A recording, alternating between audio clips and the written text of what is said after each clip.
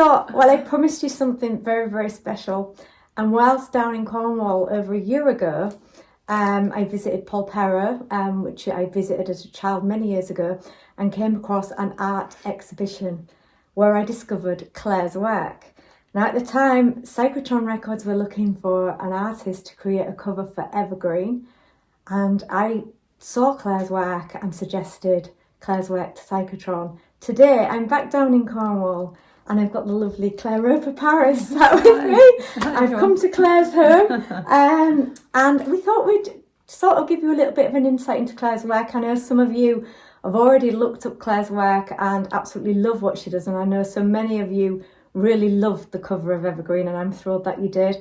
This is the lovely lady that painted it. So do you mind if I ask you a few questions, Clare? Go ahead. Let's see what happens. The one thing I wanted to know is, when did you realise that you could paint as beautifully as you can? Is that something you've done as a very young child, and did you study it, or? Well, my gran was an artist, an amateur artist, and she actually exhibited in Polperro.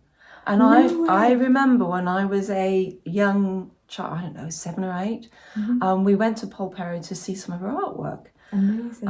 And then I studied it at school, and I got no level in it. But then I didn't really do much with any of it. And later I went back to the College of Art and Design in Plymouth and studied jewellery design. Wow. But there was art and drawing involved in that. Yeah. And then life took its course and all the rest of it. But I've always had this love of colour, of nature, and of animals. I think that shows in your artwork. I think it does, because that's really what I love to paint. Yeah. And then in 2009, I know how it happened. We went on holiday to Bridport in Dorset. Yeah, I was at Bridport in Dorset with Gordon Giltrap a few weeks ago. Oh, there you go. Yeah, there you go. place. And there's this wonderful Celtic artist called Courtney Davis who lived there. Right. And I stumbled across his work, and he did lovely Celtic paintings and nature and spiritually based paintings.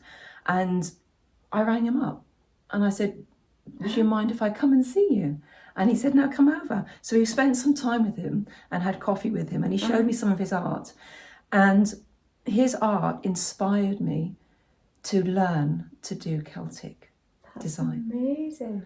And from 2009, I started to learn how on earth do you draw Celtic knots. So this all comes back to Polperro again, doesn't it? Yeah, From my childhood as well. Yeah. And you mentioned your animal fascination, and I'm sure a lot of my followers have mentioned as well about the fox, and your drawing of your foxes, and where does that come from then? Well, I love animals, and I've done a lot of work with animals, and we have a lot of animals, and I teach animal communication, and we've rescued so many, and where we've always lived, I've always seen foxes.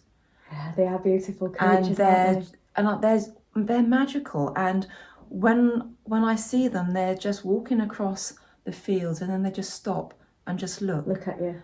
I know. And for me, I've always felt humbled and privileged to see these wild creatures. Yeah, and of course they're coming more inwards into towns now, aren't they? Absolutely. We're destroying their habitat. So we're getting the chance to see a lot of the times they're in our gardens and things like that, which we'd never have seen before as children. No, and of course we see the fox cubs here, and if I'm lucky, I can see the interaction between mum and the fox cubs. And then of course they get scared and they go away.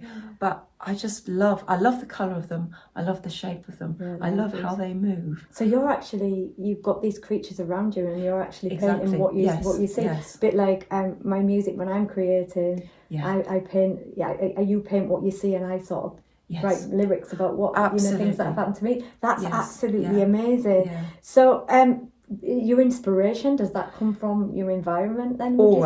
Always. It's from nature.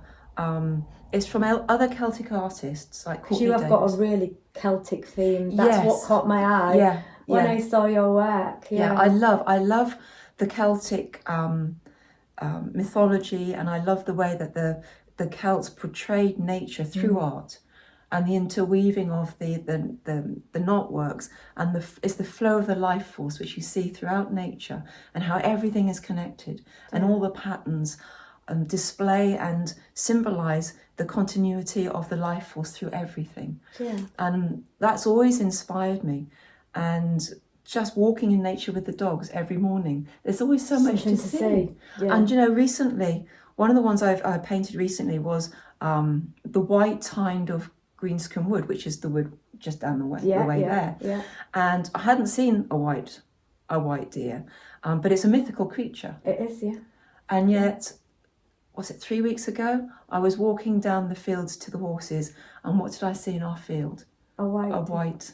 Really? Yeah. That's incredible. Yeah. So, yeah. And so it's just, I find this environment so inspirational. Yeah, I can see that. I love colour. I love the Celtic stuff. Cornwall itself is it's such a Celtic heritage, isn't it? Yeah, I've been walking a bit the salt path and just the cliffs, and it draws you in, doesn't it? Yes, absolutely. Yeah. And the north coast, where you're staying at the minute, is so different than the south coast. Oh, absolutely. The feel is so different. It is. Yeah. But it's just so, I just find it so inspirational. Yeah. You've got 4 paintings in Paul Power at the minute. Yes. Well, one is the triangle, which you mentioned. I mentioned that earlier, and I've taken a photograph of this, so I can show you. Yes. Well, that was originally something I did for myself, because if you look up there, we've got a triangle space, and I thought I'd love to fill that space, and I would like to combine some Celtic stuff, but with also spin it on some ancient Egyptian stuff, because I also like ancient Egypt. Yeah, and it's got that feel to it, hasn't it? It has, hasn't it? And I thought, well, I'm not going to combine ancient Egypt with the Celts, but the Egyptians always loved the hawk, and the hawk was always a symbol of the East. That's and right. I wanted to do a painting which symbolised the sun and the rising of the sun. So I thought, well, what's our equivalent?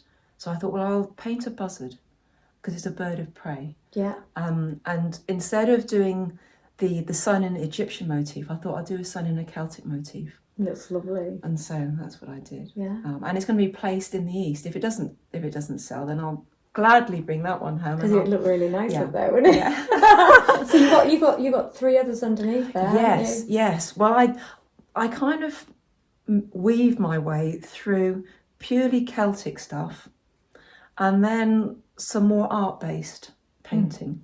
So I've got one which I call the Fire Dragons, which is pure Celtic. Very lovely. And because I love colours colour. are lovely. Yes, I mean I do love my colours, and so it's a lot of Celtic weaving, and the symbolism of the dragon and the 2 dragons looking at each other. Really nice. So I've got that one, and then I've got the Green Man. Yeah, I saw that too. Yeah, that's really nice. A hybrid in its way, because the Green Man is such an iconic symbol, isn't it? Absolutely. Celtic and nationwide. In the folk world, definitely. Yes, absolutely. Yeah. It's everywhere. It is. And I just think there's a Green Man Festival as well. There is. I mean, he's everywhere. And I thought, well, I can't really not do him. So you've got to do a version of him. That's a lovely painting.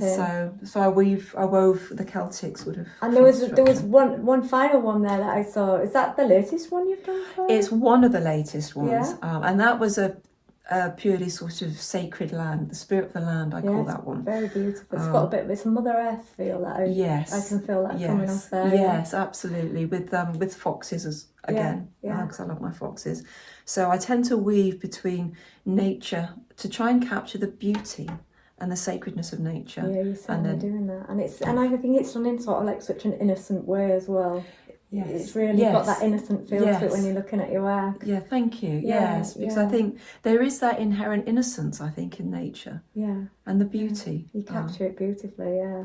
So the 4 of those are actually in the exhibit at Paul Power. They are. Yeah, so if you are around and about Cornwall, please do go in there and sort of take a look at that. So I've got to ask you this. And you're probably going to absolutely hate me for asking you this. Go on, which is your favourite piece that you've ever painted? Because there's got to be different reasons for this, hasn't there? There are. Personal. There are. And it's really difficult to answer that question, because I can think of different ones, and I can think of all different reasons why I like them. I love the triangular one, because I think that's just has something about it. It's very different, isn't it? And it's very different. Yeah. But I like the spirit of the land, because I think that captures a sort of the sacredness inherent and embodied in them. I've got to admit, I think that could be one of my favourites. So I like that one. At the moment, so I'll put the caveat at the moment. I think it's the triangular one with the morning hawk. Yeah. And the spirit of the land. Yeah. But that might change. Right. You never know. Yeah. So I know I said we run through a few other questions, but I wanted to also ask you what do you use when you're painting? Is it mainly paints, or is there some ink in there? What do you use? It's gouache, which is the traditional paint that they used to do Celtic manuscripts in. Wow. So I use gouache. And I do use ink as well, mainly black ink. I thought I saw that listed today. Yes, that's why I wanted to ask you. Yeah. Because I try to create texture and colours. So I do layers, you see. So I do base layers and then mid-tones and then highlights, and then I try to create a texture of gouache. And so I tend to use paint rather than ink, and some artists will use ink in there as well. Does it all start with pencil based? Yes, it does. Yeah, and especially the Celtic knotwork, the Celtic design. That's very delicate. It is. And precise, and isn't it's it? quite mathematical, and it has to be plotted and planned out. So generally, I will start it off on graph paper. Wow. And make sure that I'm happy with the So you did that with the border of Evergreen? Wow, amazing. Yeah. So it's on graph paper first, and then I'll make a decision: do I trace it off onto the artwork itself, and then go from there? Or what I tend to do these days is I actually, when I'm happy with the design, I then just draw it myself straight on to the artwork. And does the border come first every time then, does it? I draw the border first. Yeah. And then I draw in the detail of the painting. Yeah. But generally I leave the painting of the border till last, because what I tend to find is that when I've done the painting, the main body of the painting, I always want to allow myself the option to change what colours I think I need to do the border in. Right, so it's the inspiration from the actual painting that then decides what colour the border will be. Yes, because I try to do the border so that either complements or contrasts the actual painting itself. And it's important that, and I think we learnt that when we were doing the Evergreen album, and Gavin Morrow was trying it with all different colours around Absolutely, it makes such a difference, doesn't it? It does, and I mean, we tried the green and we tried the rust colour, and they were both very lovely. Yeah. And it was a guy called Peter Cass, if you're watching this interview, Peter, it was Peter Cass over in Belgium, a follower of my page, and he actually said, Carrie, he messaged me privately and said, I think it needs to be black. And at first I thought, black? Yeah. Do you know? And I said to Gavin, Yeah. what do you think about black? And he said, let's mock it up and let's see what it looked like. Well, the minute I saw it, and then he put the gold writing with it, it was just like a no-brainer. Yeah. It was just it an really instant works. thing. It really works. So, well, thanks ever so much for your time. And one last pleasure. question before I go. And we did mention this briefly, and you mentioned Courtney. And so, who is your favourite? Do you collect anybody else's artwork? I have to honour Courtney Davis, because I think he was one of the first people that inspired me with the complexity of his original Celtic design. And it was only after I met him in 2009 that I realised, when I was, I don't know, late teens, early 20s, in Glastonbury, I bought a book about Merlin and the myths of Merlin, but it had so much Celtic knotwork and design around it, and he did it.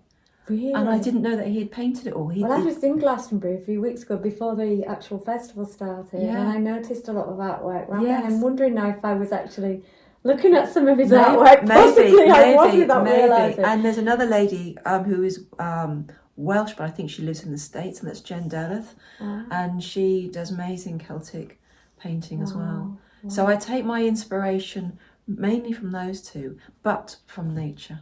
Yeah, so really your trademark in your paintings is the Celtic border and the fox, isn't it? Yeah. They're in most of your paintings. Yes, and that's never been planned.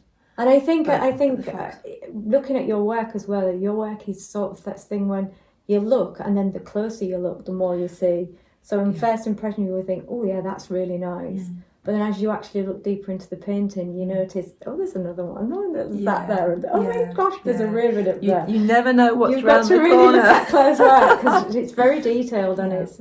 Well, thanks for talking to me, Claire. lovely. Where can people check your work out? Well, I have a website which is earthanimalcommunication.co.uk. Yeah. You can find me on Facebook, and that's Clare Roper Paris Art. Wow. And you've all the contact details, and of course I'm in Polperro at the moment, so you can physically see my work. Yeah, please do see Claire's work if you're around the Cornish coast. It's really worth a look. You know, you should check it out. And in the exhibits, there's lots of really nice stuff in there. There's a lot of artists, and there's all it's free to get in. Yes, I mean it's a wonderful place to go, and there's lots of different styles of artists. There's ceramics there. There's some bit of jewellery there. And you know, there's something to suit most people's taste, really. Yeah.